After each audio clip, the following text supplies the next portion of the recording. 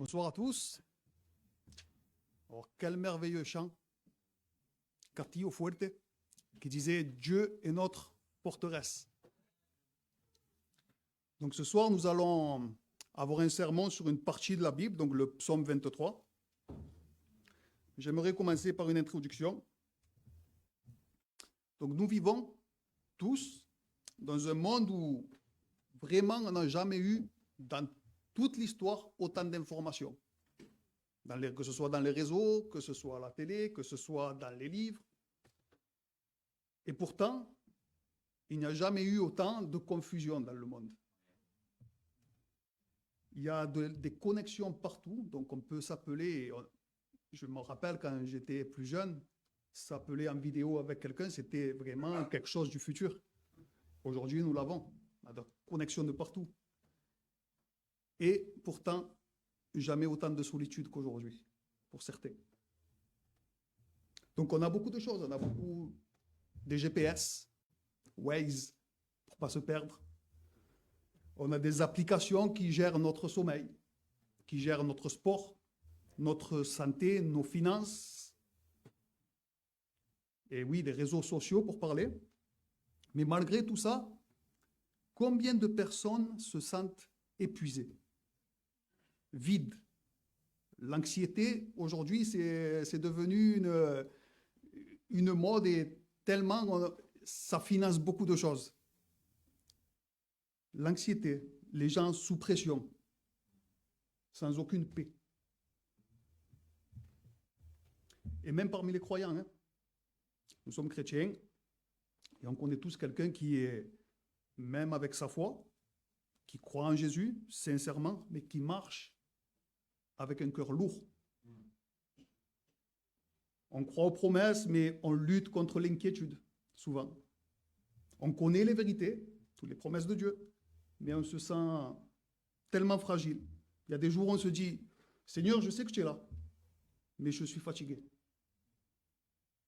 Je crois en toi, mais j'ai peur. Je marche, mais j'ai l'impression vraiment d'être seul.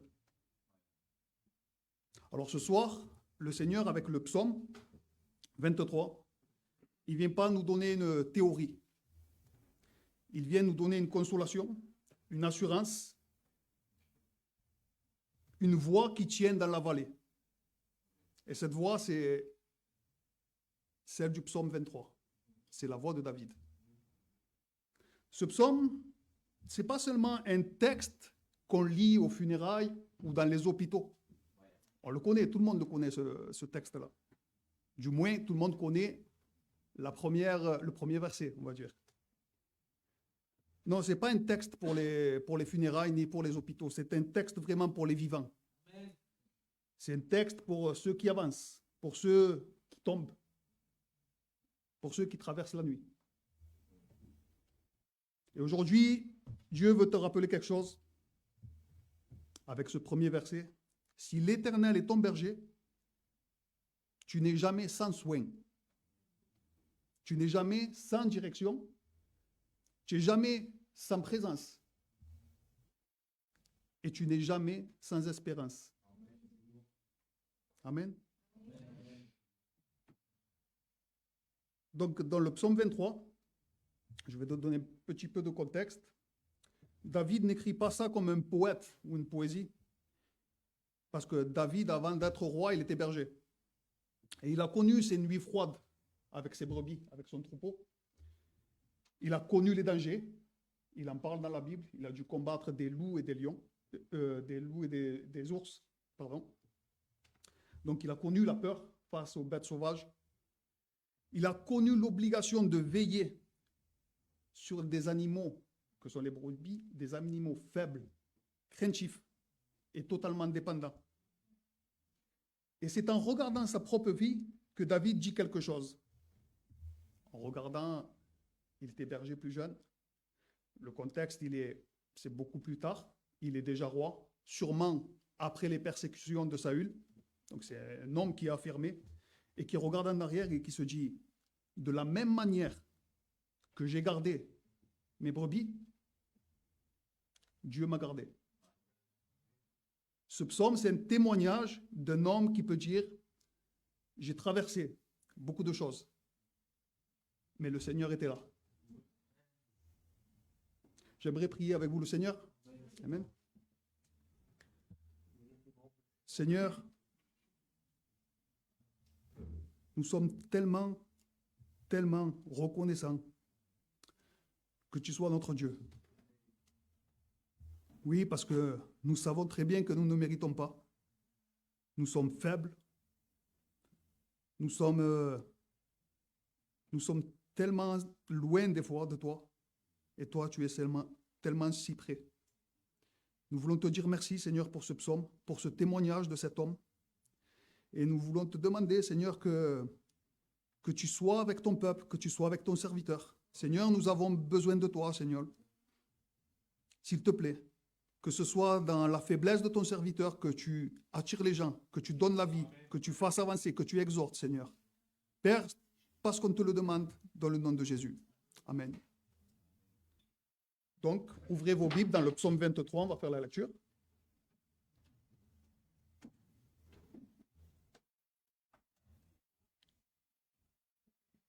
Cantique de David. L'Éternel est mon berger. Je ne manquerai de rien. Il me fait reposer dans de verts pâturages. Il me dirige près des eaux paisibles. Il restaure mon âme. Il me conduit dans les sentiers de la justice à cause de son nom. Quand je marche dans la vallée de l'ombre de la mort, je ne crains aucun mal, car tu es avec moi. Ta houlette et ton bâton me rassurent. Tu dresses devant moi une table en face de mes adversaires. Tu oins d'huile ma tête et ma coupe déborde. Oui, le bonheur et la grâce m'accompagneront tous les jours de ma vie et j'habiterai dans la maison de l'Éternel jusqu'à la fin de mes jours. Quel beau psaume. Donc dans ce psaume-là, l'idée principale, frères et sœurs, message simple mais puissant. Le Seigneur prend parfaitement soin de son peuple. Dans la paix comme dans l'épreuve et jusqu'à l'éternité. Vous savez pourquoi? Parce qu'il est notre berger en Jésus-Christ. Donc je vais vous présenter ce psaume-là en 3 points. Une présence qui pourvoit, le premier point. Le deuxième point sera une présence qui accompagne. Le troisième point, ce sera une présence qui conduit jusqu'à la maison. Amen. Donc on plonge dans le psaume avec le verset 1. Vous lisez avec moi? L'Éternel est mon berger, je ne manquerai de rien. Ce verset commence, ou ce psaume commence plutôt, avec une confession. L'Éternel est mon berger. Pas je connais Dieu. Pas Dieu existe. Pas je crois en Dieu non plus. Mon berger. C'est personnel. C'est quelque chose d'intime. C'est relationnel. Et ça signifie quelque chose de très simple. Si Dieu est ton berger, tu es une de ses brebis. Et si tu es une brebis, mon frère, ma soeur, tu es dépendant. Tu es fragile. Et tu es incapable de te sauver toi-même. Aujourd'hui, c'est vrai qu'on veut tout contrôler, comme l'introduction, comme je vous l'ai dit dans l'introduction. On a besoin aujourd'hui de tout contrôler, tout maîtriser. C'est pour ça qu'on prend beaucoup d'applications et on a beaucoup de facilité pour ça. Mais la Bible parle de la brebis et c'est tout le contraire de ce que nous sommes. La brebis est l'animal qui représente exactement l'opposé de ce qu'on recherche aujourd'hui, tout contrôler. Déjà, premièrement, la brebis, elle ne se défend pas bien. Si ce n'est qu'elle ne sait même pas se défendre. C'est un animal qui n'a aucun sens de l'orientation. Il ne peut pas se guider. Il peut guider. Elle se perd vite. Bien sûr, quand tu n'as aucun sens de l'orientation, qu'est-ce que tu vas faire? Tu vas te perdre. Donc, qu'est-ce qu'elle a? Elle a besoin du berger. Et ça, c'est le cœur de la foi chrétienne, vraiment. Venir à Dieu en disant, Seigneur, je suis perdu. C'est ça le cœur de la foi chrétienne. Et David, il ajoute à ce premier verset, je ne manquerai de rien. Il ne dit pas qu'il aura tout ce qu'il veut, parce que certains pourraient penser, je ne manquerai de rien, j'aurai tout, j'aurai de l'argent, j'aurai de rien du tout.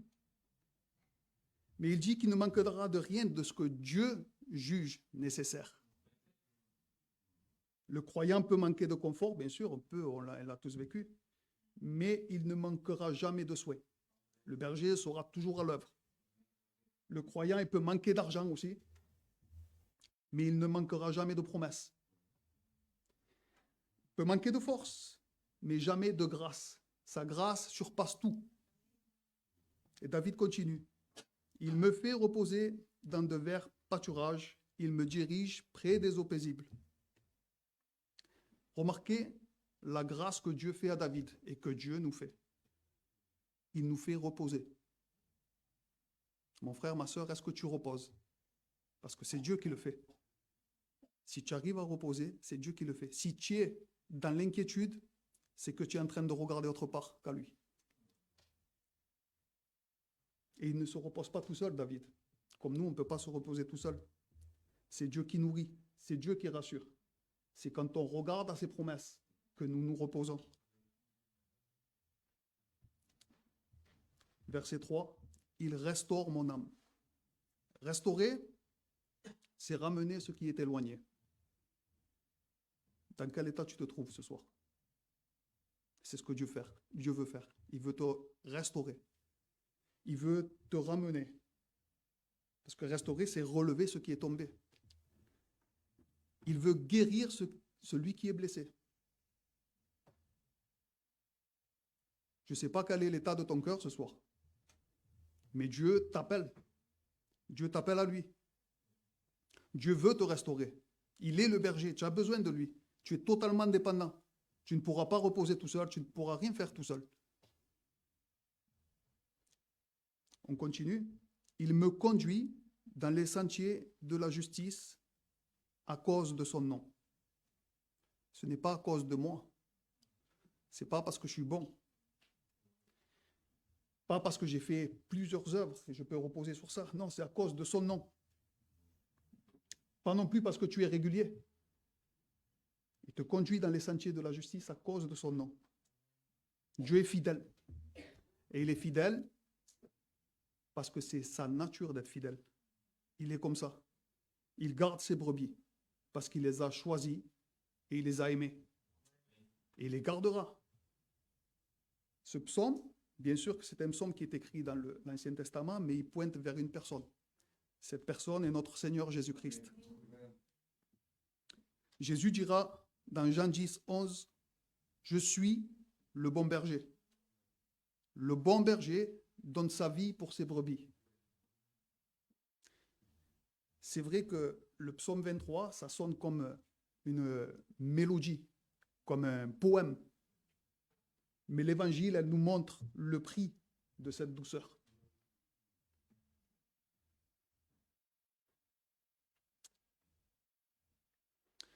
Oui, pour que nous ayons cette douceur, le berger a dû être frappé.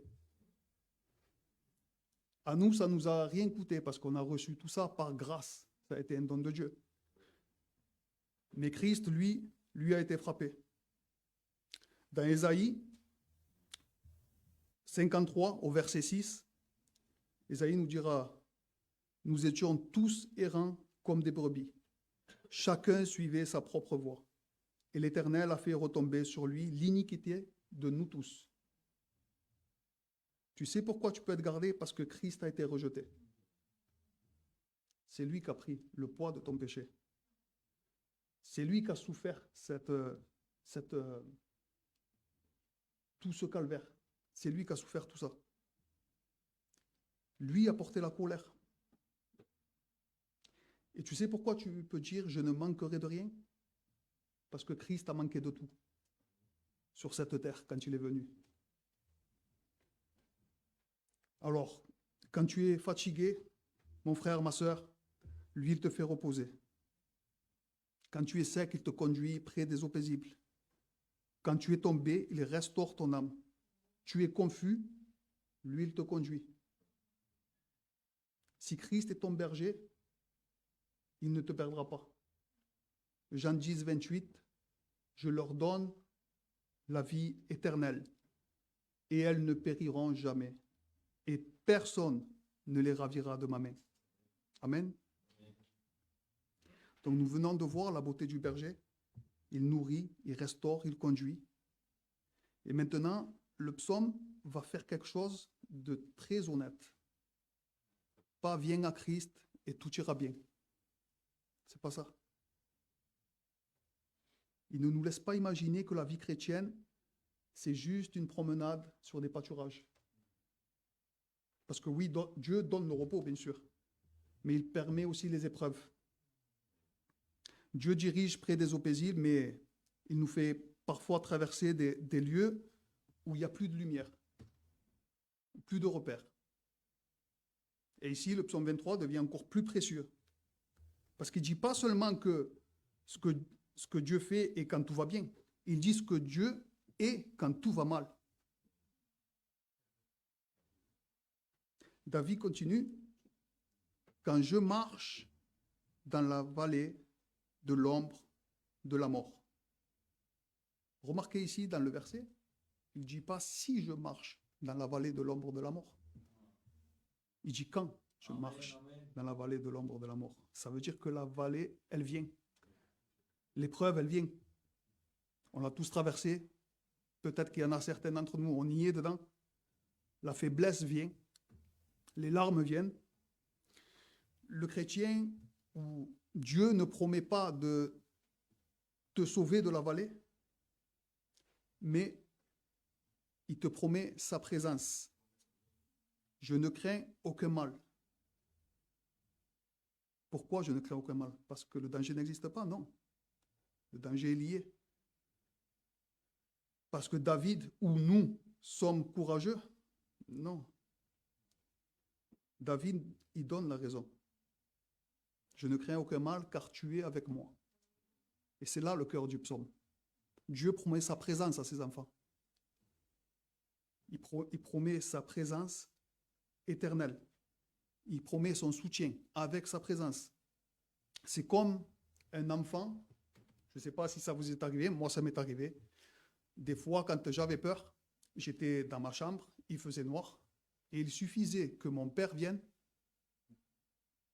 et là j'étais rassuré. Pourtant, la chambre, elle était aussi noire, c'était la même chambre, j'étais la même personne, mais juste sa présence, et la peur se dissipait. Et c'est ce que Dieu nous promet. Amen. Dieu nous promet sa présence. Il promet sa présence à ses enfants.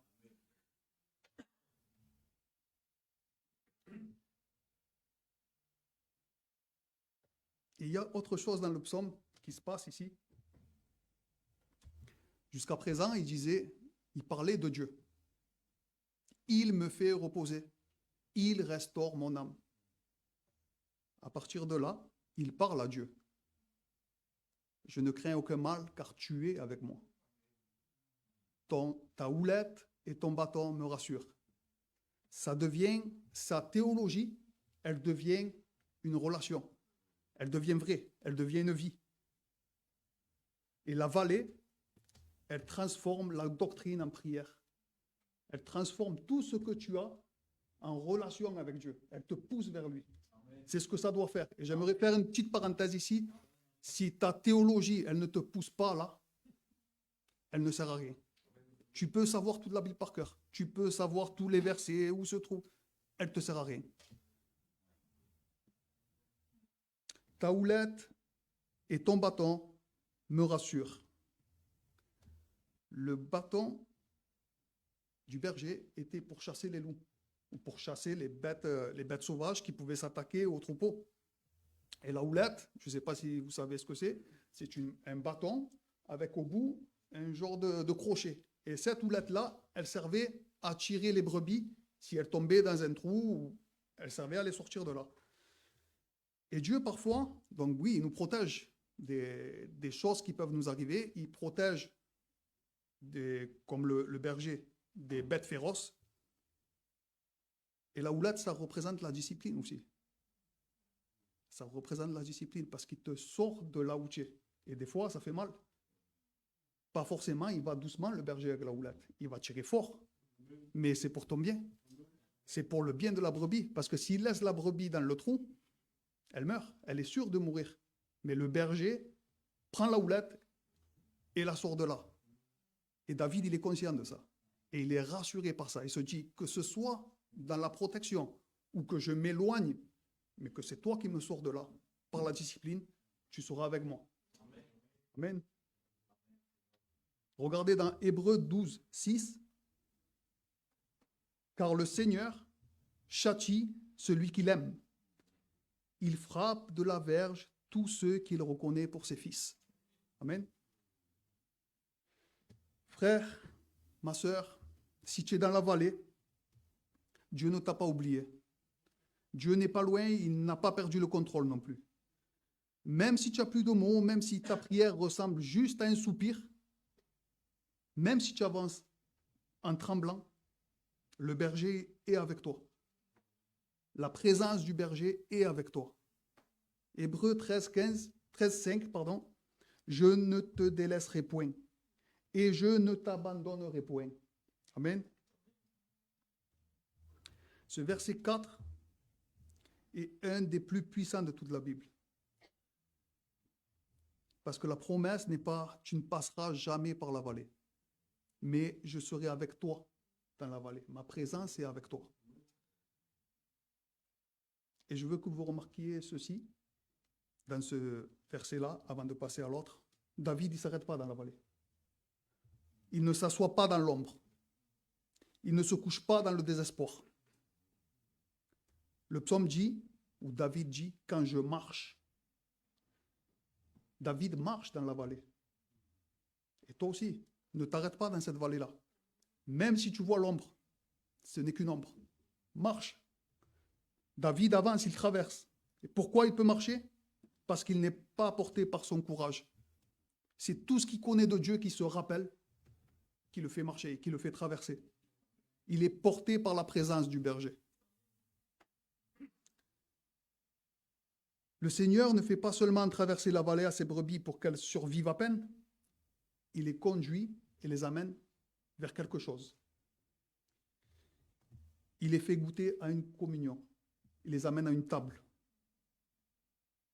La vallée, ce n'est pas le dernier mot. Donc on continue dans le verset 5.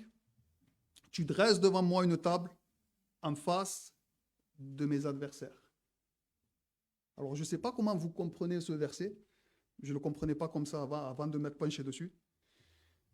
Il ne dit pas « je supprime tes ennemis », mais il dit « je te nourris devant eux ».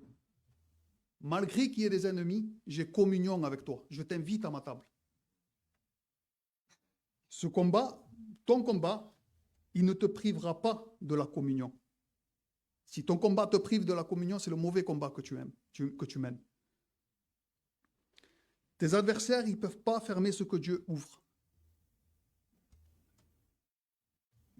C'est comme si on était entouré d'une armée qui voulait nous attaquer et Dieu déploie une table. Il sait très bien qu'ils ne peuvent rien faire. Il te dit, mange. Alors bien sûr, quand toi, tu vas fixer tes regards sur cette armée-là, bien sûr que tu vas avoir peur. Mais quand tu vas regarder à Dieu qui a dressé la table devant toi, alors là, tu es rassuré. Et c'est ce que Dieu te donne. C'est ce que Dieu fait avec nous. Tu oins d'huile ma tête et ma coupe déborde. Ouais. Pas ma coupe est juste suffisante. Ma coupe déborde. Dieu donne à l'abondance. Il donne au-delà de ce que nous méritons. Amen. Oui, le bonheur et la grâce m'accompagneront tous les jours de ma vie. Pas seulement les bons jours, tous les jours de ma vie. Et enfin, et j'habiterai dans la maison de l'Éternel jusqu'à la fin de mes jours. La vie chrétienne n'est pas une errance sans but. C'est une marche vers la maison.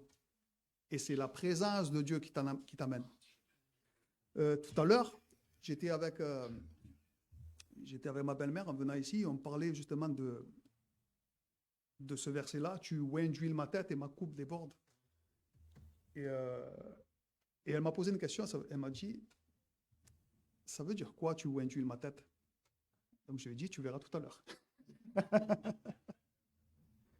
Alors le berger, j'aimerais faire une petite parenthèse là-dessus. Le berger, quand les brebis, elles étaient attaquées par les insectes, et c'était souvent le cas, donc le berger, à l'avance, il embaumait la tête avec de l'huile. Et ça évitait que les insectes rentrent dans les oreilles, ou les gênent, ou qu'elles soient mal. Parce que c'était dangereux pour elles. Des bêtes qui rentrent dans l'oreille, des tiques par exemple. Et, oui, ma belle-mère me dit, ça veut dire quoi? Et j'ai dit, ben, comment Dieu peut oindre notre tête? Dieu oint notre tête et nous protège en nous donnant sa parole, en nous donnant ses préceptes, pour pas que les choses du monde, elles viennent nous troubler, pour pas qu'elles puissent nous nuire. Il nous protège de cette manière-là.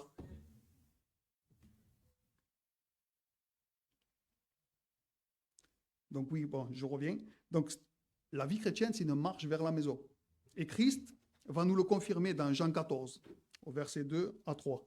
Il y a plusieurs demeures dans la maison de mon Père, et si cela n'était pas, je vous l'aurais dit. Je vais vous préparer une place, et lorsque je m'en serai allé, et que je vous aurai préparé une place, je reviendrai, et je vous prendrai avec moi, afin que là où je suis, vous y soyez aussi. Christ est allé nous préparer une place, et lui est déjà rentré. Nous sommes actuellement assis avec lui dans les lieux célestes. Le psaume 23 se termine par la maison de l'Éternel, et l'Évangile nous dit que c'est Christ qui nous y conduit. J'aimerais parler à ceux qui ne croient pas, aux non-croyants. Ce psaume, c'est vrai, c'est une consolation immense pour ceux qui croient en Christ, pour ceux qui sont les brebis de Dieu. Seulement pour ceux qui peuvent dire « l'Éternel est mon berger ». Alors j'aimerais faire un petit exercice pour que tu saches qu'est-ce que c'est, selon ce psaume, la vie sans le berger. Alors on va lire le psaume, mais à l'envers. Ça donnerait ça. Le monde est mon berger, et je manquerai de tout. Il me fait courir sans repos. Il me conduit vers des eaux troublées. Il épuise mon âme. Il me mène dans les sentiers de mon orgueil et de mon péché. Même quand je marche dans la vallée de l'ombre de la mort, je tremble, car je suis seul. Mes distractions ne me rassurent pas. Mes plaisirs se vident. J'ai beau oindre ma tête avec toutes sortes de convoitises et de plaisirs, ma coupe ne déborde pas. Elle se brise. L'inquiétude et la condamnation me poursuivent. Et je n'habiterai pas dans la maison de l'Éternel. Ça, c'est la vie sans le berger. Donc, si tu n'es pas en Christ, bien sûr que ce psaume peut te toucher émotionnellement, ou peut sonner comme une poésie. Et c'est vrai, c'est un beau poème. La poésie hébraïque est magnifique. Et ça peut te plaire, bien sûr, mais il ne peut pas te sauver. Il te faut le berger. Et Jésus dit dans Jean 10, au verset 9, « Je suis la porte. Si quelqu'un entre par moi, il sera sauvé. » Alors il y a une porte, toi qui ne crois pas. Et cette porte, c'est Christ. Ce n'est pas une religion où tu vas faire des rituels. Ce n'est pas une tradition et ce n'est pas des bonnes œuvres. C'est lui, c'est sa personne. Sa personne a dû payer le prix fort pour te ramener. Et j'aimerais te dire que tu as vraiment besoin de lui. Vraiment, tu as besoin de Christ. Tu sais, on a tellement tendance à se voir bon Et nous ne le sommes pas. On minimise notre péché. On le justifie. Mais vraiment, tu as besoin de Christ. Il a dû passer le calvaire. Il a dû prendre la croix. Il a dû prendre ta condamnation. Tu sais, comme Adam a péché, nous sommes tous tombés avec lui. De la même manière, tu vas me dire, ouais, mais j'ai rien à voir avec Adam. Non, mais c'est notre représentant. Selon la Bible, il est notre représentant. C'est comme si tu prenais un moule à gâteau qui fait des super beaux gâteaux. Et un jour, ce même moule, tu mets un coup dessus. Tu recoules un gâteau, comment il va sortir le moule? Avec le coup. Ben, tu as hérité de la corruption d'Adam. De la même manière, tu pourras faire ce que tu veux, tu es comme ça. Et pour revenir à Dieu, nous avons besoin de Christ. Parce que lui a vécu une vie parfaite, de sa naissance jusqu'à sa mort, pour te représenter. De la même manière que Adam est ton représentant, Christ peut être ce soir ton représentant. Christ peut être ton représentant ce soir si tu déposes ta confiance en lui. Alors s'il te plaît, tu es venu beaucoup de fois, peut-être c'est la première fois que tu écoutes ce message. S'il te plaît, repens-toi. Repens-toi et crois en Christ. Crois que son œuvre est suffisante. Crois que lui est le bon berger. S'il te plaît, il en vaut de ta vie éternelle. Dans Acte 3, les apôtres allaient dans les rues, prêcher, et prêcher ce message-là. Repentez-vous donc et convertissez-vous pour que vos péchés soient effacés. Viens au berger, viens à Christ. Il reçoit les pécheurs. Vraiment, il n'y a aucun péché que Christ ne peut payer. Il n'y a aucun péché qui soit plus grand que sa grâce. Il pardonne réellement et il sauve complètement. Il t'offre sa présence. Frères et sœurs, je termine. Croyant, si Christ est ton berger, tu as la provision dans les pâturages, tu as la présence dans la vallée, tu as la table dans le combat et tu as la maison dans l'éternité. Et si Christ n'est pas ton berger, tu peux connaître le psaume sans connaître Dieu. S'il te plaît, ne repars pas ce soir avec seulement des mots dans ta mémoire. Repars avec le berger dans ton cœur, vraiment. Vraiment, dépose ta foi en lui. Et que chacun de nous, ce soir, on puisse dire, aujourd'hui et pour toujours, l'Éternel est mon berger, je ne manquerai de rien. Amen.